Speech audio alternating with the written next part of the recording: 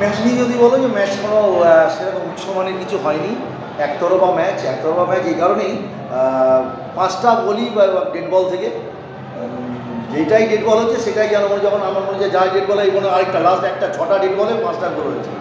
তো সেই জায়গা থেকে ম্যাচ নিয়ে বলার মতো কিছু আমার ভাষা নেই, আমি বলবো না। আমি টিজে নিয়ে সার্কিট নিয়ে চলছি এখন, আমার টিজে নিয়ে তো একটা টিম রয়েছে, অ্যাডামাস নিয়ে আমি চলছি। তো সেই জায়গা থেকে শুধু একটা কথাই বলবো যে আমি একটু হতাশই হয়েছি, ইস্টবেঙ্গলের খেলায় আমি একটু হতাশ হয়েছি। ঠিক মানে কোন জায়গাটা তুমি মানে পয়েন্ট আউট করবে যে ইস্টবেঙ্গলকে এতটা ব্যাকফুটে চলে আসবে? 90 মিনিটের একটা ব্যাকরণ আছে, 45 minute first half, 15 minute half time interval, half টাইমের পর আবার 45 মিনিট, এই যে 90 মিনিটসে কিছু ব্যাকরণ আছে। সেই ব্যাকরণে কোনো পাস দিয়ে ইস্টবেঙ্গলকে আমার যেতে মনে হয়, তো সেই জন্য যা হবার তাই হয়েছে।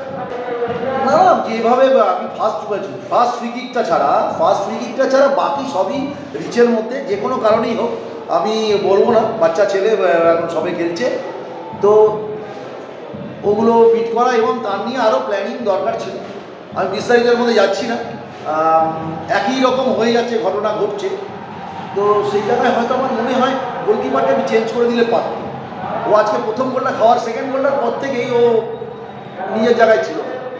ফিল্ড গোল হওয়ার মতো জায়গায় একটা বিউটিফুল 2-1 হয়ে যায় সেই সময়, একদম 8টা শুরুতে বিউটিফুল সেভ করেছে, যেখানে ম্যাচটা ওখান থেকে টার্ন, এবং ঠিক তারপরেই ডেড বল কর্নার থেকে গোল, আবার কর্নার গোল।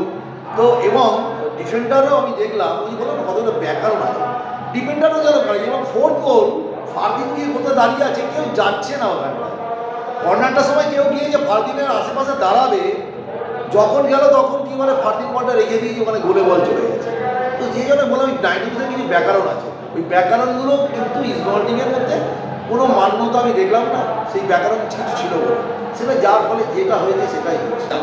মানে ওটা বলা যাবে না, কেননা কি বলে ওটা একটা সিনিয়র টুর্নামেন্টে ওটা নিয়ে, আর এটা একদম একটা অনূর্ধ্ব 20 টুর্নামেন্ট, সম্পূর্ণ ডিফারেন্ট, প্রেক্ষাপট আলাদা, মাঠ আলাদা, সমস্ত কিছু। তো ওইটার সাথে আমি কোনো রিলেট করতে পারছি না এটা। তবে একটা জিনিস শুধু বলবো যে মিডফিল্ড অর্গানাইজেশন মাঠটা নাহলে কামব্যাক করতে পারতো হয়তো, ইসবনের মিডফিল্ড অর্গানাইজেশনটা আরও অনেক স্ট্রং হওয়া উচিত।